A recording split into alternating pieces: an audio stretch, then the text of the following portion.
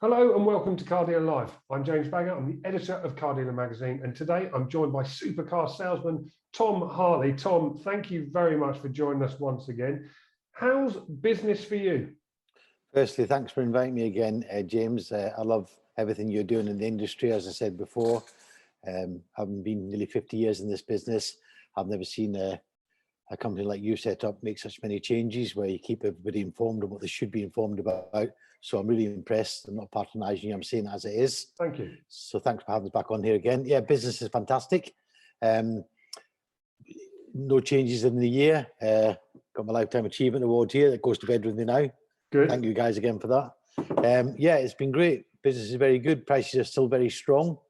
I've never in all my life have been in the business known the market to be like it is. I'm giving some money for cars that were sold almost 18 months ago and giving the same money back to the customers to buy them back, which is what you're hearing in the business.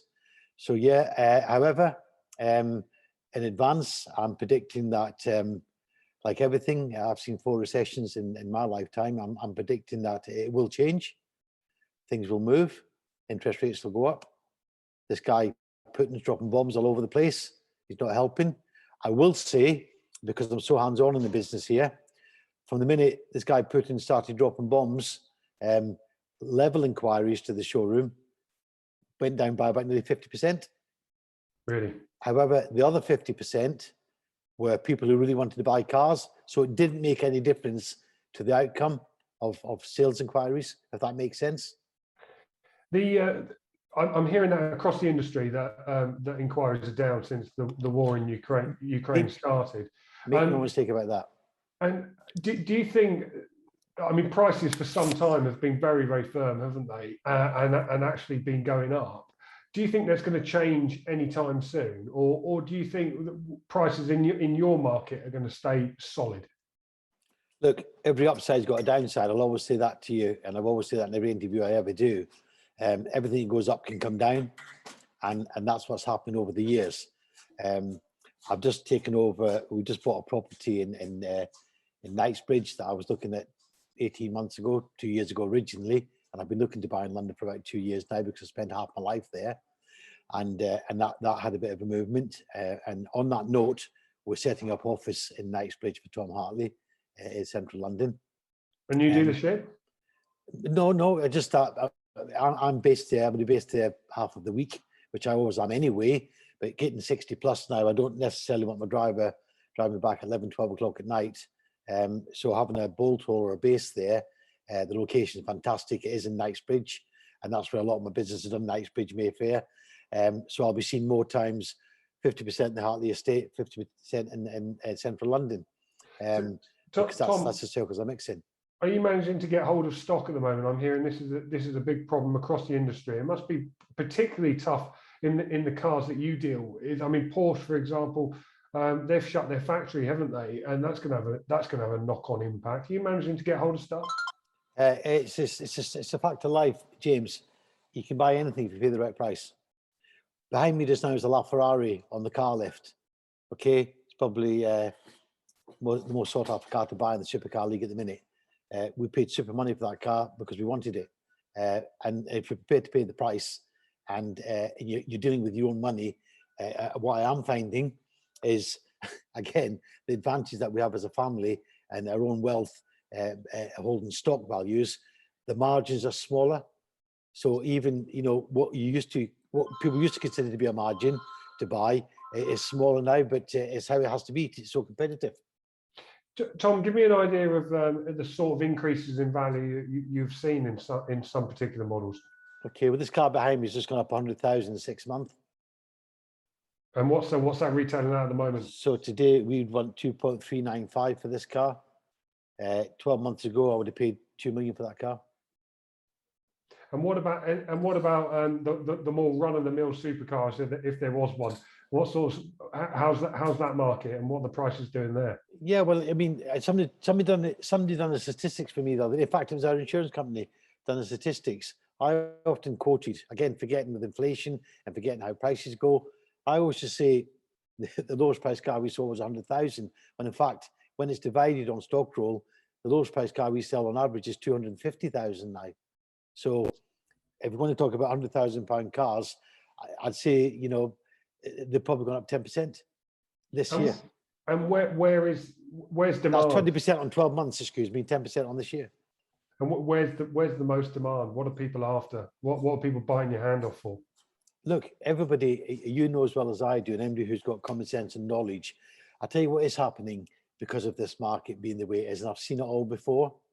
All of a sudden, everybody's a car dealer. You've got 5-minute car dealers. There've been car dealers in the bedroom, car dealers in the garage. They're just, because stock's hard to find, they're all becoming car dealers overnight. But you know, when it turns around in a minute, they all disappear. And it will turn around. Only the people with the knowledge, the strength, the wealth will be able to continue on successfully. We'll get caught. With the amount of stock that we carry, it's impossible not to get caught out. So I'm putting my hands up and saying, listen, we will have to write funding off. But as it is at the minute, you have to go with the flow. I'm a realist. I live day by day. I don't think about tomorrow. Yesterday's history. You've got to wake up in the morning and face what's facing you on that day. In this interview, you're asking me, I think, how long is it going to be like this?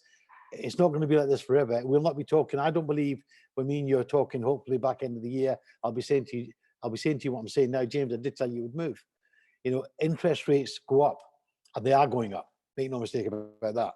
That's going to happen. That's going to change the marketplace on all luxury purchases, cars, supercars, houses, diamonds, art. That will change, and that's going to happen. That's a fact. And are the banks playing ball now with future values for supercars? I mean, there was a time they were very risk adverse, wasn't there, which caused problems when it came to funding. Have they come round? You know, I've never known, and I've noticed it recently in the last 12 months, dealing with finance companies for customers over the years. I'm not a finance guy myself. As I've said before, I pay for everything on the nose. Our business is self-funded by family wealth. However, there's nothing wrong with borrowing money, but the way that finance companies approach a dealer, even with us, with our reputation with them over the years, the timing of what used to be turned around in one day takes minimum 1 week and possibly 2 weeks. That's what I found the biggest change in this business is how funding is done by finance companies and the time it takes them to do it. And is it causing problems? Well, when I do a deal, I like to do a deal, I like to be paid and move on. Now, when I do a deal, it's left with the administration department, and I'm walking in the showroom a week later and looking at the car still here, and I'm saying, well, why is that car not going out yet? Or the finance company just waiting on this, waiting on that. Never used to be the case. So they're a bit cautious. They're a bit cautious where they're putting the money and who they're giving the money to. Probably rightly so with everything that's going on in the world, but it's definitely a massive change. It is nothing like it used to be. What cars, Tom, would you be investing in now if you were buying for yourself? What should people be looking out for? You know, nice mileage, good history cars. They'll always stand their ground. They'll always hold the value. The difference between paying that extra for something that's really special and paying something for something that's not so special is colossal. It's colossal. Good stuff will always hold its value. If we're talking about classic cars here now, you know, pre-70 and all that sort of stuff, 60s, there'll be a slight fluctuation, but in essence, they're not going to build any more of them, and more are disappearing rather than being kept in cotton wool balls. So they are better than money in the bank. And a prime example, any nice Porsche, Ferrari, Lamborghini, anything nice, even nice run-of-the-mill cars. Somebody was telling me about a Ford Capri the other day, being sold for £90,000. A Ford Capri, a run-of-the-mill Ford Capri. I mean, do you ever think you'd see that day? A Ford Capri was sold for £90,000? A run-of-the-mill. I didn't say a special one.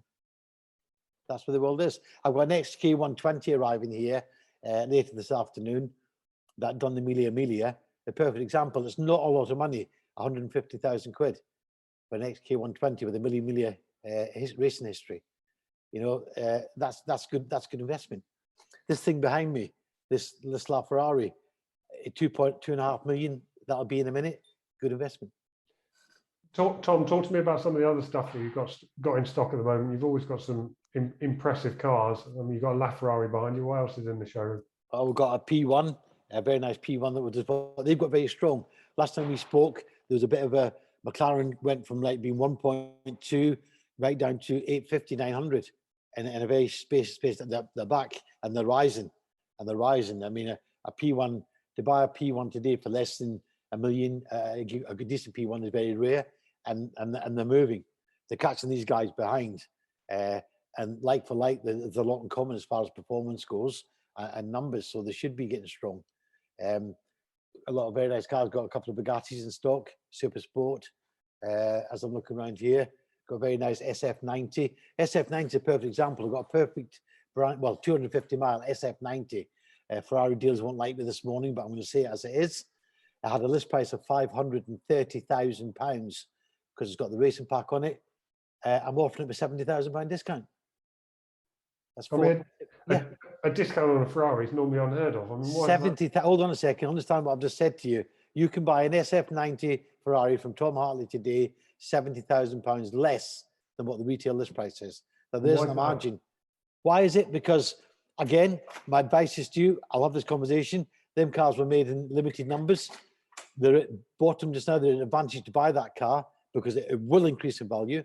It will not always be £460,000 because, as I say, the limited numbers. So it's an opportunity. You know, we don't mind spending opportunity, James, and giving a bargain to somebody as long as we're making a profit. That's what the deal maker does. And there's people still out there looking to buy at the moment. Are they more cautious than they were before, or are people still just very happy to spend?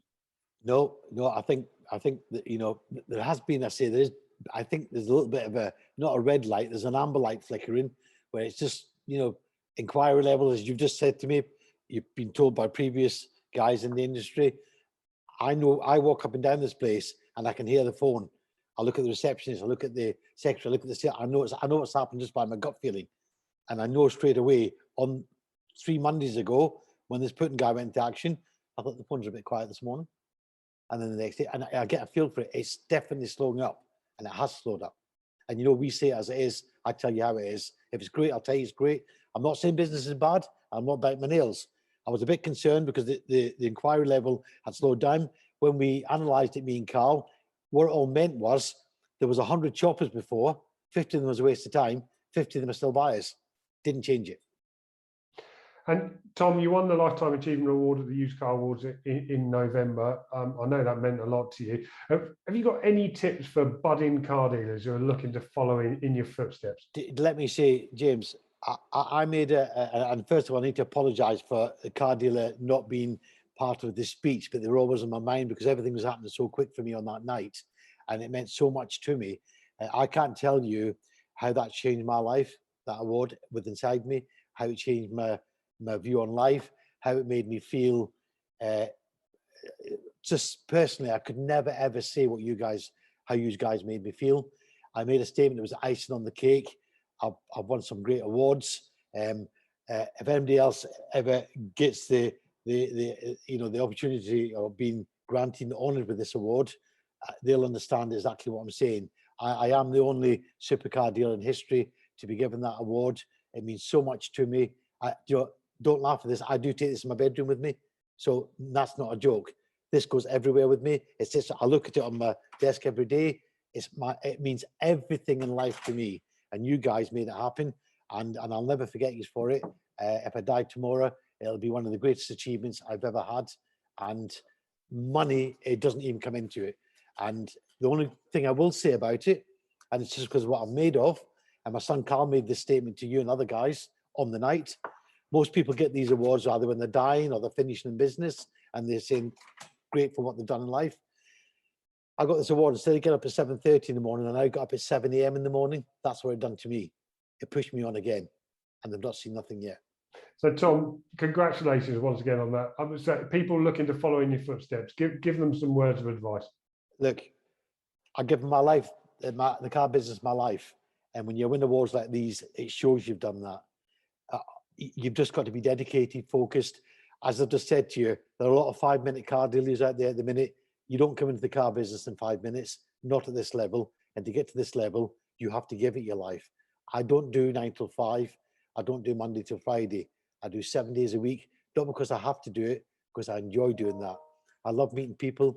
I love interacting with people. Had a guy here this morning. It almost made me feel emotional. It was making me feel embarrassed.